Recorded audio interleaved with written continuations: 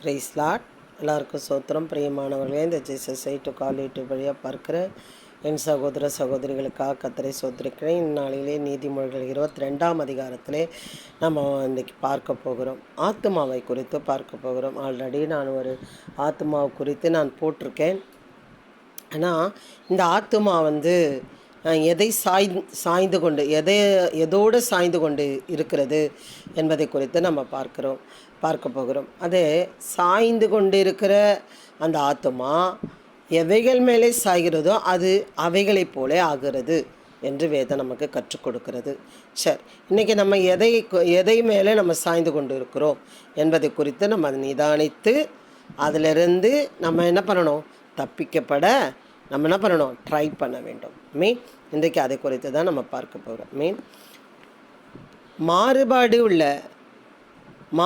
உள்ளவனுடைய வழிகளில் முள்ளுகளும் கண்ணிகளும் உண்டு.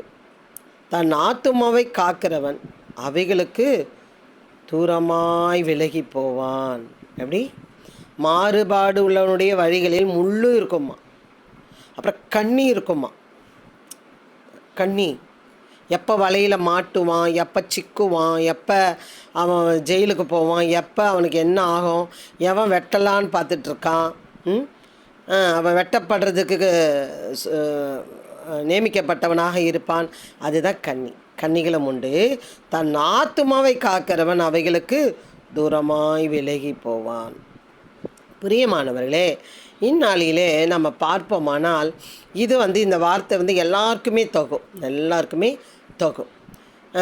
என்னென்னு கேட்டிங்கன்னா, என்னை ஒருத்தர் இப்போ நான் என்னை வச்சுக்கோங்களேன், எனக்கு ஒருத்தர் பயங்கரமாக ஹெல்ப் பண்ணுறாங்க, உதவி செய்கிறாங்க. அது குடும்பமாக இருக்கலாம், இல்லை ஒரு நபராக இருக்கலாம், இல்லாட்டா சொந்தமாக இருக்கலாம், இல்லை ஃப்ரெண்ட்ஸாக இருக்கலாம், ஏதோ ஒன்று. சரிங்களா? அதுக்காக அவங்க செய்கிற தவறுக்கெல்லாம் நான் உடந்தையாக இருந்தேன்னா என் ஆத்துமா எப்படி இருக்குமா, கெட்டு போகிறதா இருக்குமா. அங்கே அவர்களுக்கு அடி விழுதுனா அடுத்த அடி எனக்கு விழும். இவன் அவனோட தான் இருந்தான், அவன் அந்த பொம்பளையோட தான் அந்த போடு அவனை அப்படின்னு சொல்லி அந்த லிஸ்ட்டில் இருக்கிறவர்களாக காணப்படுவார்கள். பிரியமானவர்களே, நாம் வேதத்தில் நமக்கு உண்மையிலேயே சொல்கிறேங்க, 1 யோவான் 1ஆம் அதிகாரத்தில் ஒரு வசனம் உண்டு. அங்கே என்ன காணப்படுகிறது என்று பார்ப்போமானால், நீங்கள் பெற்ற அந்த அபிஷேகம் உங்களுக்கு சகலத்தையும் கற்றுக் கொடுக்கும். அது உங்களுக்கு சகலத்தையும் கற்றுக் கொடுக்கும். உங்களுக்கு ஒரு போதகரும் தேவையில்லை அப்படின்னு சொல்லி நம்ம அதில் பார்க்கலாம். பிரியமானவர்களை, வேதத்தை படிக்கும் பொழுது தான் அவருடைய நடத்துதல், அவருடைய ஆலோசனை, அவருடைய எண்ணம், அவருடைய ஆசை, அவருடைய ஏக்கம் எல்லாம் நமக்கு தெரியும். பிரியமானவர்களே, அப்போது மாறுபாடுனா மாற்றி பேசுவான். ஒரு நேரம் அவனை ஐயோ அந்தாளா, ஐயோ மோசமானவன் சொல்லுவாங்க.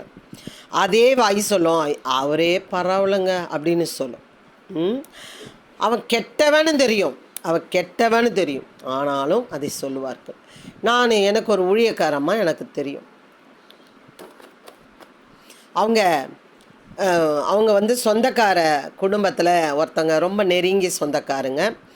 அவங்க வீட்டில் இருந்து அந்த அம்மாவுக்கு மிளகா தனியாலேருந்து, அரிசி மாவு பவுடர்லேருந்து, சத்து மாவு பவுடர்லேருந்து, சோப்பு பவுடர்லேருந்து சகலமும் செய்வாங்களாம்.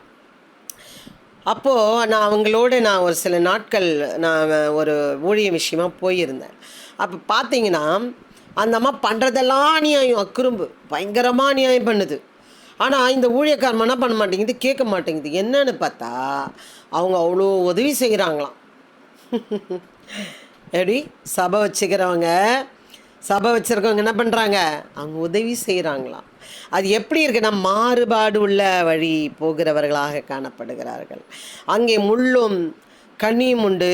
தன் ஆத்துமாவை காக்கிறவன் அவைகளுக்கு தூரமாய் விலகிப்பான். பிரியமானவர்களே, அப்படி மாறுபாடு உள்ள இருக்கிற மனிதனை விட்டு விலக வேண்டும், அப்பொழுது உன் ஆத்மா காக்கப்படும் என்று வேதம் சொல்லி கொடுக்கிறது. உண்மையாக அது கோடி கொடுத்தாலும் அதை தூக்கி கொண்டு போய் அவர்களிடத்தில் கொடுத்து அதை விட்டு நம்ம விலகி வரும்பொழுது தான் நம்ம ஆத்மா காக்கப்படும். சரி, யார் கூடலாம் நம்ம சேரக்கூடாது என்பதை நம்ம இங்கே பார்த்தோம். மாறுபாடு உள்ள வழியிலே நடக்கிற வழியிலே மாறுபாடுடைய வழியில் முள்ளுகளும் கல்லுகளும் உண்டு, கன்னிகளும் உண்டு. தன் ஆத்மாவை காக்கிறவன் அவைகளுக்கு தூரமாக விலகி போவன், காத்து கொண்டு விலகி வர வேண்டும் என்று வேதம் சொல்லி கொடுக்கிறது. இன்னொரு குரூப் இருக்கும், துன்மார்க்கரெல்லாம் நீங்கள் மன்னிக்கணும் தானே சொல்லி கொடுத்துருக்குது, பாவிகளை கூட தானே மன்னிக்கணும். மன்னிக்கிறது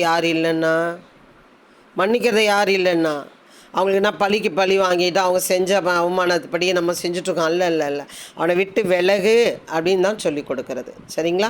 அப்போ கவனிக்கணும், நம்ம வேதத்தை நல்லா ஆராய்ந்து நம்ம படிக்கணும். சரி, ஓகே, நம்ம மாறுபாடு உள்ளவனிடத்துலேருந்து விலகி வேண்டும், பின்பு நம்ம யார் கூடலாம் பழகக்கூடாது நம்ம வேதம் சொல்லி கொடுக்கறது. பாருங்கள், கோபக்காரனுக்கு தோழனாகாதே, ஏன்னா டக்குன்னு அடிச்சிருவான்.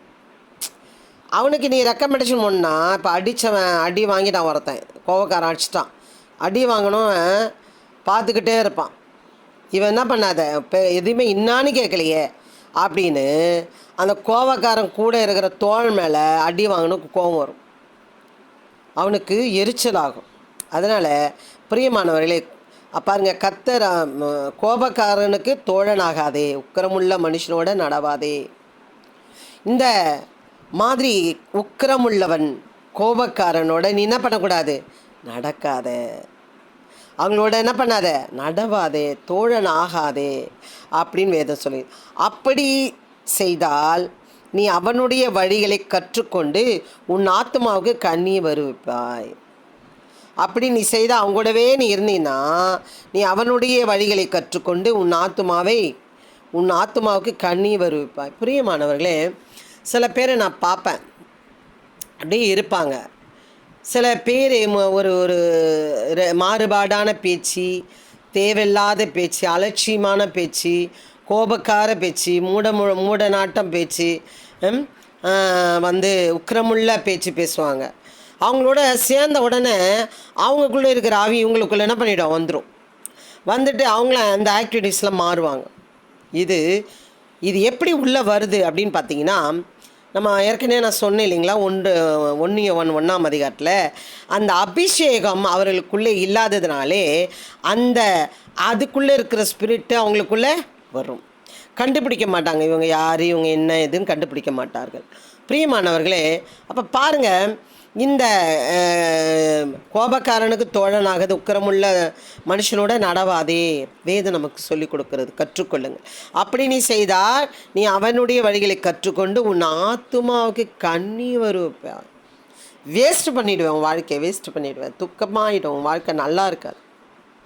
அவங்களுக்கு இப்படிப்பட்ட வாழ்க்கையிலே வழியிலே போகிறவர்களுக்கு நான் பல வருடங்கள் சொல்லி கொண்டு இருந்திருக்கிறேன். பிரியமானவர்களே, நீ அந்த நபரை விட்டு வெளியே வா, அந்த இடத்த விட்டு வெளியே வா, அந்த குடும்பத்தை விட்டு வெளியே வா. நிறைய பேரை நான் பார்த்துருக்கேன், எக்ஸ்போர்ட்டில் 30 வருஷம் சர்வீஸில் எவ்வளோ பேருக்கு இதை மாதிரி நான் சொல்லியிருக்கேன். அதில் அகப்பட்டு மரித்தவர்கள் உண்டு, அதை கேட்காமல் மரித்தவர்கள் உண்டு, வாழ்க்கை தொலைத்தவர்கள் உண்டு.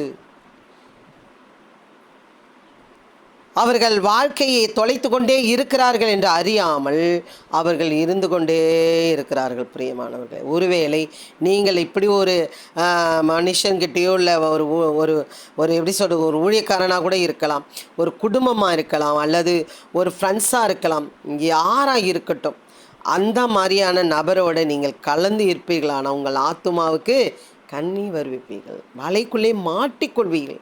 அதுலேருந்து வெளியே வர முடியாமல் இவங்களுக்காக நான் இழந்தேங்க, இவங்களுக்காக என் சரீரத்தை இழந்தேங்க, இவங்களுக்காக என் குடும்பத்தை இழந்தேங்க, இவங்களுக்காக என் வாழ்க்கையை இழந்தேங்க, இவங்களுக்காக என் சரீரம் முழுவதும் வியாதி வந்ததுங்கன்னு சொல்லி எத்தனையோ பேரை நான் பார்க்கிறேன். பிரியமானவர்களே, ஒருவேளை இதில் அகப்பட்டு இருக்கிறீங்களா? இந்த கோவக்காரனோட பழகி அவனோட ஆக்டிவிட்டீஸை நீங்கள் கற்றுக்கொண்டீங்க, இன்றைக்கு அது வில்லேருந்து வெளியே வாங்க. ஒருவேளை உங்களுக்கு ஏதோ நன்மை கிடைக்கிதுன்னு சொல்லி கெட்டவர்களோட பழகி கொண்டு இருக்கிறீங்களா? அந்த மாதிரி நபருக்கு கொஞ்சம் சில நாட்கள் நீங்கள் சொல்லிக்கொண்டே இருங்கள். ஊழியக்காரன் ஒரு வேளை பார்ப்பீர்கள், ஆனால் அவர்களை காப்பாற்ற நீங்கள் ஏதாவது சொல்லி அவர்களை வெளியே கொண்டு வார்கள். அவர்கள் வரவில்லை என்றால் அவர்களோடு சேர்ந்து நீங்களும் அழிந்து போவீர்கள். இதை நான் அனுபவித்திருக்கிறேன். அதனால் பிரியமானவர்களே, அப்படி மாறுபாடு உள்ளவர்களை விட்டு நீங்கள் விலகுங்கள், கோபக்காரோட கலந்து இருக்காதீர்கள். அப்படி நீ அவர்களோட பிரயாணம் பண்ணுவீர்கள், அவங்க ஆத்துமா கண்ணி வருது. கட்டுக்குள்ளே அகப்பட்டு உங்கள் நல்வாழ்க்கை கெட்டு போகும், ஊழியங்கள் கெட்டு போகும். அப்படியேப்பட்டவர்களை விலகி தள்ளி வைத்து உங்கள் ஊழியத்தின் ஓட்டத்தில் ஓடிக்கொண்டே இருங்கள், உங்கள் வாழ்க்கையின் ஓட்டத்தில் ஓடிக்கொண்டே இருங்கள். இது நாளையில் வாலிப பிள்ளைகளுக்கு கூட சொல்கிறேன். அப்படியேப்பட்ட பிள்ளைகள் ஒருவேளை அப்படியேப்பட்ட வாலிப பிள்ளைகளோட பதவிகளை அப்படியேப்பட்டவர்களை விட்டு வெளியே வாருங்கள். எல்லாம் சிக்கிக்கொண்டு நீங்களும் கஷ்டப்படுவீர்கள். பிரியமான பிள்ளைகளை கவனித்து செயல்படுங்கள். கர்த்தர் கண்டிப்பாக உங்களை ஆசீர்வதிப்பார். விலகி வருவதற்கு ஜெபிங்கள், அவர்களே விலகி ஓடி போவார்கள். ஆமென். God bless you. இந்த வார்த்தை, இந்த மெசேஜ் உங்களுக்கு ரொம்ப யூஸ்ஃபுல்லாக இருந்ததுன்னா மற்றவர் ஷேர் பண்ணுங்கள். கர்த்தர் உங்களை ஆசீர்வதிப்பாராக. Amen. God bless you. Amen. Hallelujah.